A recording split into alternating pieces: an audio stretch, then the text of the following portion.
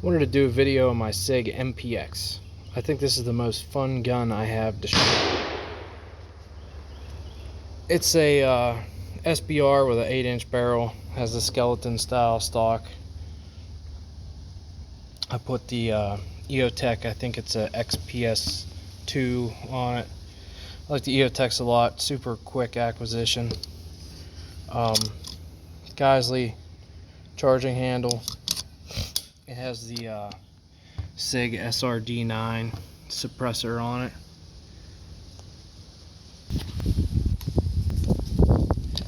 Has a Magpul MS1 sling. I like this sling a whole lot. It makes carrying the gun almost effortless. Sig puts a pretty large flared magwell on there, which is nice, easy to reload. Has a this one has key mod handguard. The new ones might have a M-lock handguard. I can't say for sure, I can't remember. Now they don't have an 8-inch barrel anymore either. They have a 4.5-inch K version, and I think maybe a 6-inch or something like that. But I actually like the 8-inch. I'm happy I got the 8-inch with the suppressor on it. It still only makes the barrel and suppressor length combined like 14 inches. But it is super quiet. That's why it's so fun. You don't need any hearing protection at all. I shoot hand loads out of it, 147 grain hollow points with 3.3 grains universal, which is the max load of universal.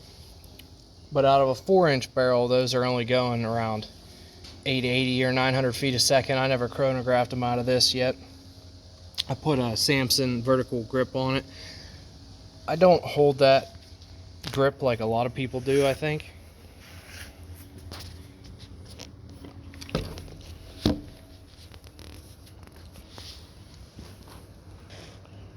I don't grip it.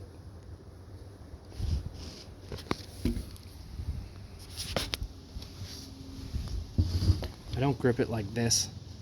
It just feels unnatural. I grip it like this. And I pull the gun straight back into my shoulder. So when I'm pulling it straight back into my shoulder, relatively tightly, I can really keep my double taps on target really well at 25 yards.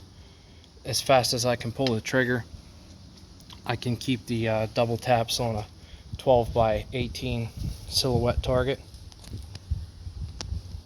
And my split times are in the 0.1s, 0.17, 0.18. I'm not, that's pretty good for me. I'm not that fast.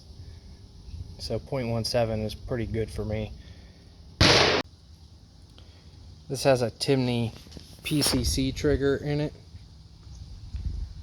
So this is actually for PCC guns. They say not to use it. And the MPX, I didn't realize that when I bought it. I called Timney. They said they would exchange it for their MPX trigger. But their MPX trigger is 4.5 pounds, and this is 2.5 to 3 pounds. And I had my factory trigger down to 4.5 pounds. So I wasn't going to swap it for a trigger that was just as good as what I made the factory one. And Hyperfire is coming out with a 2-pound MPX or MCX trigger that I have pre-ordered if they ever release them.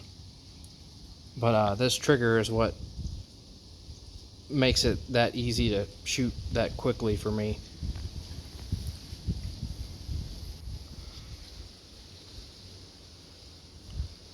When I first got this trigger, the first couple mags I put through it, I was having some resetting issues. It was sticking back on the disconnect, and that's when I called Timney, and they said, oh, well, that's the wrong trigger for that gun. You're not supposed to use it in there. You'll wear it out. So I looked at it and noticed there was a burr on the, I can't remember if it was on the hammer or the disconnect, but I just stoned the burr off, and it's worked fine ever since. I have over 1,000 rounds through it since then. When I first got this gun too, the can makes it so dirty.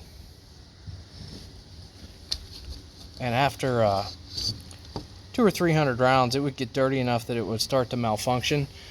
I think I kind of shot it enough that I have it broke in. I actually have over 750 rounds through it now.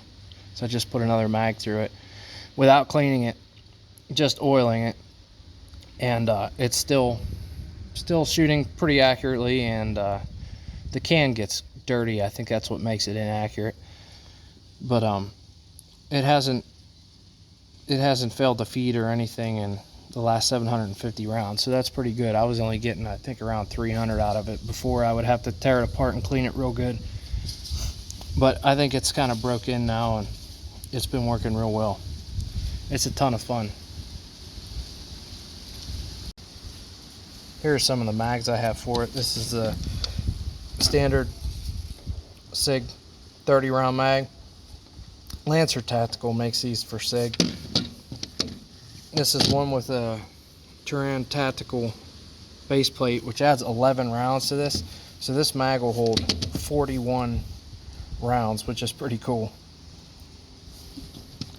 It's hard for me to load ammo fast enough for this thing. I burn it up so quick. I only take so much with me to the range or wherever I'm going, so that I don't burn all my ammo.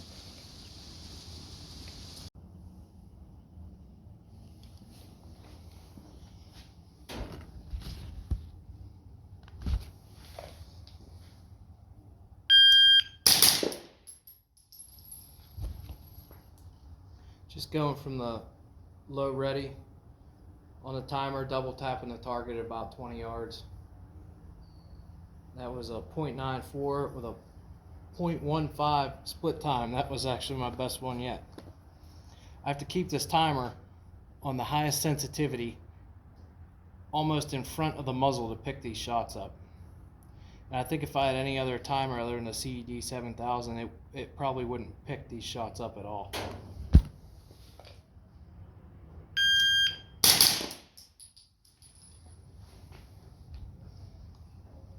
.06 with a .17 split time. That was more like what I've been doing. Fastest split time yet. I'm shooting these hollow points because I was shooting plated bullets,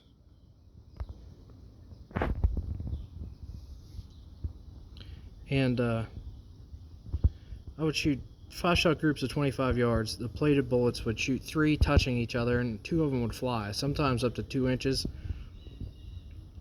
and that wasn't good enough. I believe the plated bullets were deforming when they were being chambered. These ones don't seem to do that because they are very accurate. At 25 yards, they cut a hole basically, and they should out of this gun, in my opinion. I got this real cool 511 bag for this MPX.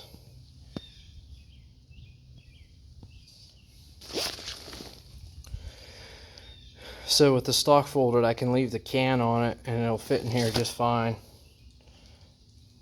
Put a bunch of mags up front, mags and ammo and stuff. It's a nice bag. I wish they put a couple more pockets on it. There's only 3 pockets, and then there's 1 mesh pocket in here, and that's it. It has backpack straps, which is kind of nice. But this is a cool, kind of supposed to be discreet bag. My MCX 11.5-inch gun fits in here with the can on it, and the stock folded on that too. So I can put whichever one I want in here, and it works out well.